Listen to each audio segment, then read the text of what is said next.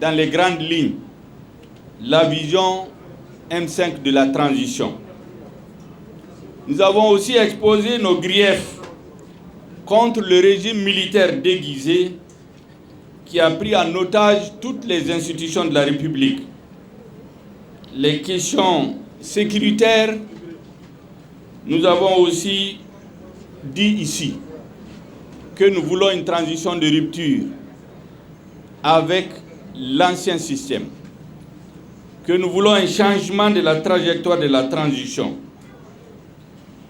Nous avons espéré que notre message serait entendu. Mais aujourd'hui, le M5 RFP, à travers son comité stratégique, voudrait livrer aux Maliens, des Maliens, de l'intérieur et de la diaspora, à la communauté internationale, son analyse d'étape de la conduite de la transition après 4 mois d'exercice. Mesdames et messieurs, nous avons fait le constat amer, entre autres, que nous avons une oligarchie militaire qui a remplacé l'ancienne oligarchie familiale, qui a pris toutes les institutions en otage, qui viole les lois, qui enlève et fait séquestrer les citoyens, s'en prend aux plus faibles, protège les riches et les barons de l'ancien régime. Nous avons aujourd'hui un pouvoir qui a échoué dans la sécurisation des citoyens et de leurs biens. Et nous voyons tous les jours que les mouvements terroristes étendent leur influence au sud et à l'ouest et à l'est du pays. Les situations sont connues aujourd'hui à Nyonou, à Ségou, à Banamba, à Kolokani, à Nara, à Kadiolo, à Kolonjeba, à Yorosso, à Koutiala. Les populations manifestent partout contre l'insécurité. À Ansongo, à Gao, à Tombouctou, à Mopti, etc., etc. Les revendications du peuple malien, portées par le M5 RFP du 5 juin au 18 août 2020, sont abandonnées au profit de la perpétuation des pratiques et méthodes de l'ancien régime. Violation systématique et continue des lois et textes régissant la République. Tout est soumis à la volonté des autorités militaires qui gèrent de facto le pays. Pas de justice pour les victimes des 10, 11, 12 juillet 2020, ainsi que celles de Kaï et de Sikasso. Pas de processus inclusif de préparation des élections. Nous avons le cas assez symptomatique qui se développe aujourd'hui autour du ministère de l'administration territoriale. Voilà un ministère qui ignore totalement le décret du 8 janvier 2021 qui a dissous la CENI. Ce ministère donc invite le 11 juillet les partis politiques et la société civile pour parler des futures élections. Il invite la même CENI qui avait été dissoute depuis le 8 janvier par le gouvernement par décret. Nous avons la lutte contre la corruption, notamment les grands dossiers de détournement au niveau du ministère de la Défense et de la Sécurité, qui sont restés lettres mortes à ce jour. Mais au-delà de tout, nous avons le Conseil national de transition, organe illégitime et illégal, ne représentant aucune organisation, aucune région, aucun cercle.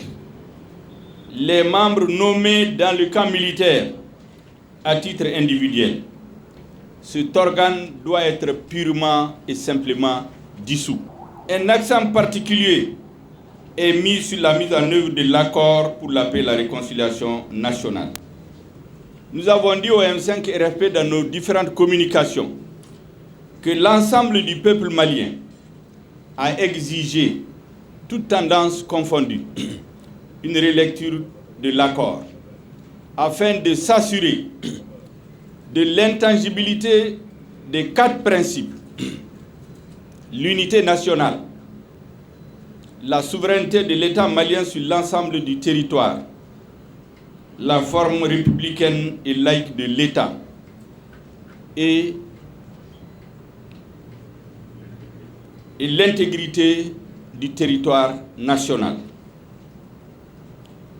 C'est le lieu, mesdames et messieurs, de rappeler que du 17 au 24 janvier 2012, des braves soldats maliens se battant précisément pour préserver ces 4 principes dont je viens de parler ont été lâchement assassinés à Aguelok.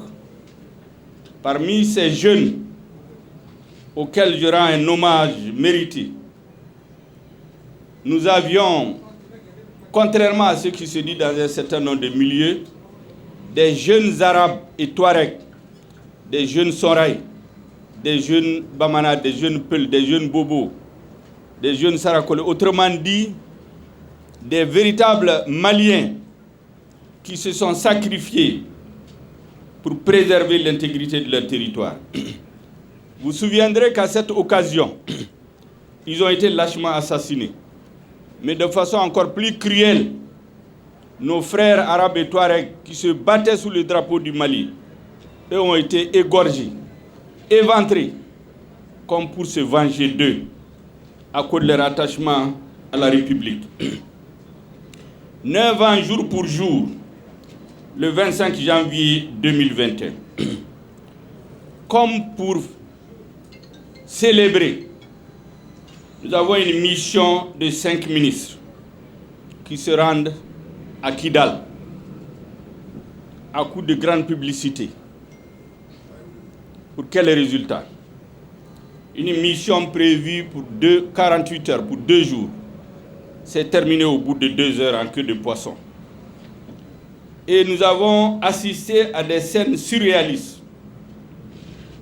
Un membre de cette délégation, officier de son État, qui s'affiche avec un personnage qui avait sur lui l'effigie de la fantomatique République de l'Azawad. Je crois honnêtement que ça se passe de commentaires. On ne parle plus de la relecture de l'accord demandé par tous les Maliens. Mais ce qui est encore plus révoltant, c'est que le même jour, la SEMA se réunit et décide de créer 2 zones de défense dans les Hausa et le Gourma malien et nomme des commandants de zone. Véritable provocation. Mais ce qui est plus grave, c'est le silence de mort du gouvernement malien. C'est le silence de la communauté internationale. C'est le lieu de rappeler à ceux qui l'ont oublié au niveau du gouvernement, de la communauté internationale, des mouvements signataires de l'accord, que le 30 janvier 2020, le gouvernement du Mali, par décret 034 PRM, le gouvernement du Mali avait créé l'opération Maliko, qui vise, je cite, à rétablir l'État du Mali dans ses fonctions régaliennes dans certaines régions, en s'appuyant sur l'action des forces armées de sécurité, soutenues et accompagnées par une administration publique disponible et performante, afin de répondre aux aspirations légitimes du peuple malien. Fin de citation. L'opération Maliko, il faut le rappeler, prend en compte la coopération transfrontalière, régionale et internationale, comme stipulé dans son article 1, et avait pour objectif d'affirmer l'autorité de l'État sur l'ensemble du territoire national. L'opération Maliko couvre l'intégralité des régions de Gao, de Kidal, de Tombouctou, de Taoudéni, de Menaka, de Mopti, de Ségou. L'opération Maliko comprend 2 théâtres d'opération. Le théâtre S, Gao Menaka Kidal, avec le commandement installé à Gao. Le théâtre Ouest, Taoudeni Tombouctou Mopti Ségou, avec le commandement installé à Sévari. Mesdames et messieurs, on se demande et on pose la question aux autorités militaires qui dirigent notre pays, qui ont pris notre peuple et ses institutions en otage, à la communauté internationale, à la SEMA, qu'en est-il de l'opération Maliko? Ou bien les décrets pris par le gouvernement du Mali au nom du peuple malien ne valent plus rien face aux décisions d'une composante des mouvements signataires. Pour que, comme pour faire de la provocation et insulter et souiller la mémoire de tous les soldats maliens tombés à Guelok et ailleurs depuis 2012, les mouvements séparatistes décident de créer des soi-disant zones de défense dans le Hausa et le Gourma.